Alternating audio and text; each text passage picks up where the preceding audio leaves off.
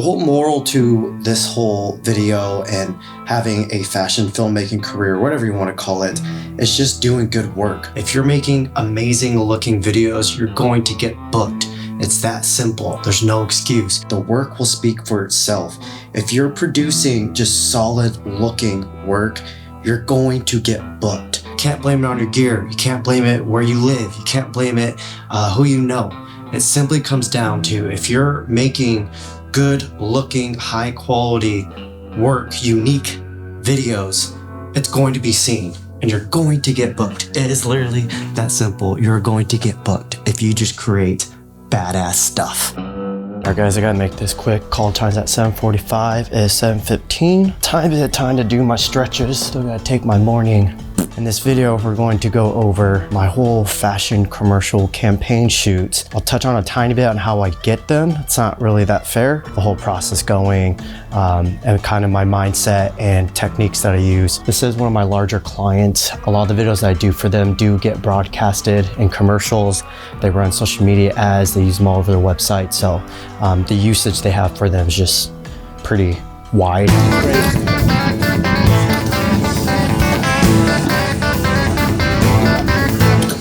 This is the one.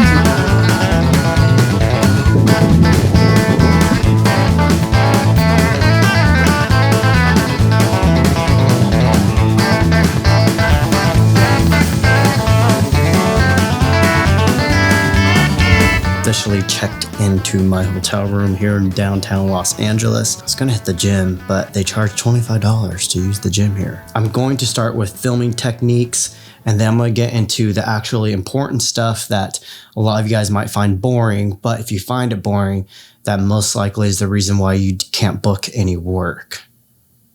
So stay tuned. So the actual physical filming technique that I use on set, there's two things. There's details and then there's movement.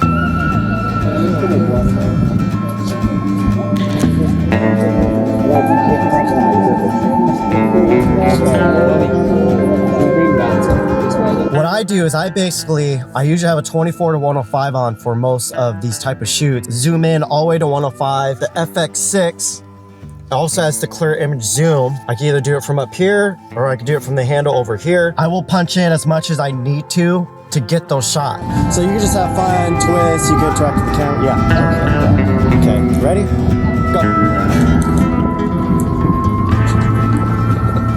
Yeah, I love it. So good. Okay, now come back. Come back.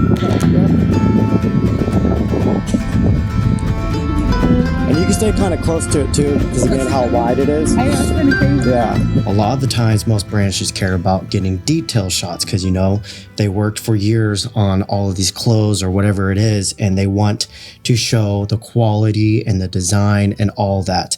And so they care more about seeing the details. And then the creative director and the branding people might understand that in order to sell these clothes, you have to actually sell the lifestyle of it, which comes the movement and the action and the idea. So real quick, the relationship with the photographer, a lot of the times videos still kind of like, it's slowly changing, but videos still kind of look like as like, this guy's just here, like they're just getting video just to get it because they might as well. But a lot of it's starting to change because as we see Instagram and social media, a lot of it's changing to where video is a little bit more important. So you're kind of seeing the shift to where we'll always need photos because, you know, it goes on the website and it's closed and it's just, it's necessary. But video is what's kind of getting the engagement now. And with engagement comes growth and new buyers on whatever the brand is. So anyways, when the photographer's going, that's when I get the boring detail shots, because when models are just posing, that's insanely boring for video. But the moment that I see a model just standing around and they are ready, dressed, ready to go, that is when I'm like, hey, can we film something real quick? Can you toss her that coconut real quick? Toss it back.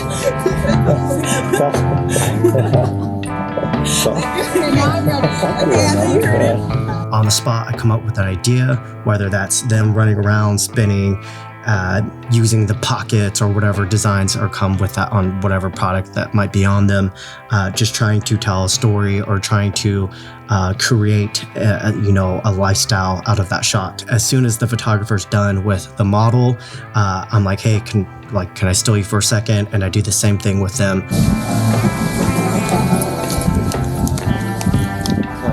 Okay, do it one more time. I'm gonna get it wide.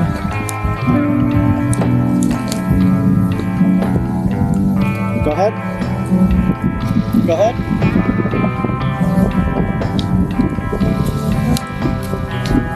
Cool. All right.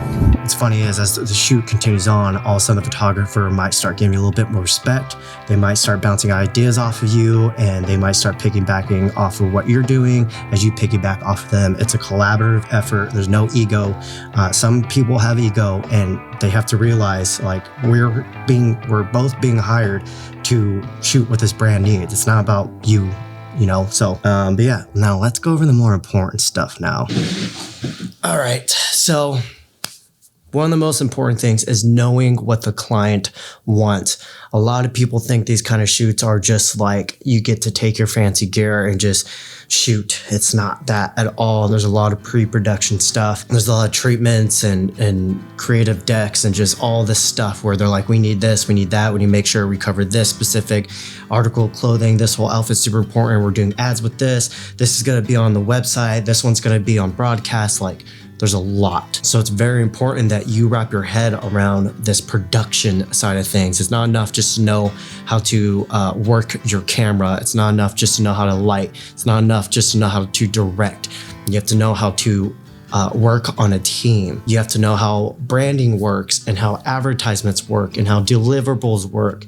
All of that. Like, this is stuff that you learn over time. We should also be putting effort into learning about all of this. You basically, again, if you go in there with the ego, or if you go in there insecure and trying to act like you know what you're doing, you're going to come off like an asshole and you're not going to get invited back. Again, these are long, hard days. You're on your feet for 10 to 16 hours, depending what it is. And so if you're not helping to keep the environment uplifting and fun and motivated, they're not going to want to work with you. I worked with a lot of photographers who aren't that great photographers, but you know what?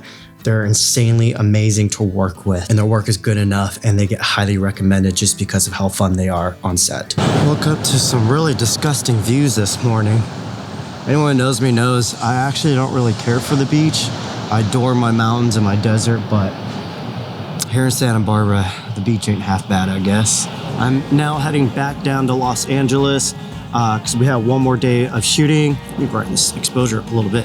The first 3 days of shooting, I was actually doing motion, but tomorrow we have one last day and I will be doing stills for that. So I'll be using the A7R5, obviously. But yeah, let me just talk a little bit about how I started to even get these clients. I've been doing photography for about 10 years now. Kind of got lucky because I'm passionate about shooting Western fashion and just Western life. And that's always what I've done. And so I just started to book stuff off of that naturally, just because I was one of the only people really doing it in LA at that time.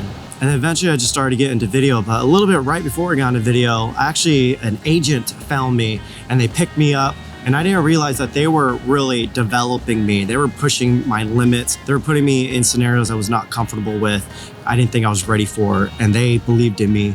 And they put me on sets where I learned so much. I still learn so much every time I'm on set for location or whatever. So most of my bookings actually come from recommendations. Like my portfolio doesn't really get me much work. Like, people aren't on Google, aren't on my YouTube, maybe some from Instagram, but most of it's like maybe the producer will recommend me to another feature gig.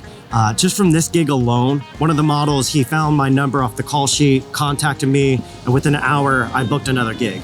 Just through that. The day after, another model, she ended up recommending to another job, so I have a call with her to see what that's all about. So most of it just comes from being on set, doing a good job. You know, people on set will be like, oh, we love Cam, blah, blah, blah. It's just, you need to be a nice person on set. People, like, have fun, just be human. They're human too. Everybody, no one wants to be miserable on set. We're having long days, early call times. Like, have fun, be yourself. If yourself is a shitty person, then I don't know, figure it out. So just to sum all this up, getting an agent's not going to get you work. That's not how it works. How it works is you need to be good at what you do. If you're not getting booked, you most likely suck. You most likely need to work on your craft.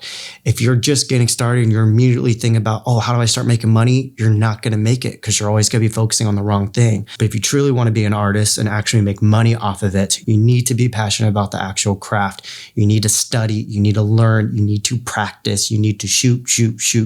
You need to get better. And I promise you, if you just put out good work, you'll find yourself just clients coming for you. So I posted on my YouTube community saying, let's do another road trip, and I'm doing gigs and stuff. And asked what you guys want to see. So a lot of you guys wanted this exact video. Hopefully I gave enough details. I can just make an epic video about all of this. There's so many smaller details that are still important to go into it, but I just want to generalize what, the whole vibe was. But let's go over some of the questions. This is Gablarkin, I don't know. FX3 related content and how to gain self-esteem as a filmmaker / creator. I'm sure a lot of you guys have heard of imposter syndrome, and a lot of people are like, oh, you can't talk to yourself that way and you don't believe that about yourself. I say that's BS. I think imposter syndrome is more about you just, being self-aware, realizing you could be better. That's what makes a good artist, is like, you could be working on something amazing, and once you finish it, you're like, okay, I'm proud of myself for doing that, but I could have done better on this and that and this, and I need to do better next time. And this was a lesson. I learned this, and I'm going to apply it to the next project. So again, a lot of people are describing that as imposter syndrome. You feel like, oh, I'm not this amazing filmmaker. You're probably not that amazing filmmaker. I'm not that amazing filmmaker. We should be constantly learning and being humble and constantly growing. If you're not humble, you're not going to grow. You're not going to keep getting better. You're not going to keep doing bigger and bigger and bigger jobs. So I think self-esteem is just having that self-awareness and acceptance that you don't know everything and you're constantly going to be growing. If you're not putting yourself in uncomfortable situations, you're not going to learn new things. Someone says, as a landscape photographer, I find your fashion shoot advice to be very interesting. One thing I could give you when it comes to fashion stuff, your model is a human being. Some people might be a little bit timid and scared to work with models, but again, they're just a human being. It's your job to make them feel comfortable. I grew up with a lot of girls around me, cousins and sisters and aunties and everything, so I'm used to being around girls. Then when it comes to dudes, I got tons of homies. I just treat them like a homie. I'm like, what's up, bro? After they model or something like that, I'll give them knuckles or I'm like, that was sick, dude, thanks, like whatever. When it comes to girls, again, you need to, if you are a creep, just don't even try to get into this industry because you're not going to make it. Chad Word 17 said, advice to people who are where you were at different stages of your career. Gear videos and breakdowns are great, but I'd love to hear some more insight about your path and journey, things you wish you knew, dealings with brands and edit. Yeah, the different stages is just like, again, just getting put into uncomfortable situations of like, I don't feel like I'm ready for this. I feel like I shouldn't be here on this set. But again, as I started to go on, I started to realize like, oh, this means I'm growing. This means I'm doing something right because I'm getting on these opportunities where I feel like I'm not ready for them. But obviously someone believed in me and knew that I would pull through. Even if I did mess up on a certain shot or certain something or whatever, it was a learning experience for the next time. With a twist, asks, how you film fashion campaigns would be very insightful, from back and forth with brands before the shoot, to planning the shoot, to working with models on the shoot. I guess I covered the last half of that, but the back and forth beforehand. If it's a smaller brand, I won't send it to my agent. I'll just handle it myself.